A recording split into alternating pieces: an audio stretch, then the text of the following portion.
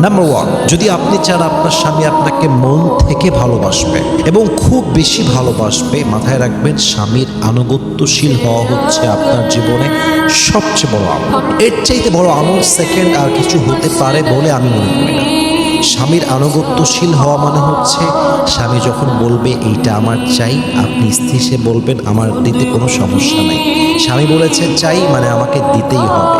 স্বামী বলেছে করতে হবে মানে করতেই হবে। স্বামী বলেছে যাওয়া যাবে না মানে যাওয়া যাবেই না।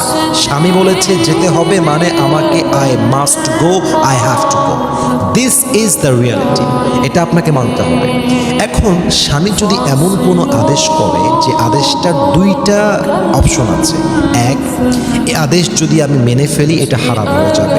সেকেন্ড হচ্ছে এই আদেশটা যদি আমি মান্য করতে যাই তবে এটা আমার জন্য ক্ষতিকর হবে, হাজব্যান্ডের জন্য হার্মফুল হবে, আমাদের চিলড্রেন বাবুদের জন্য সন্তানের জন্য ক্ষতিকর হবে।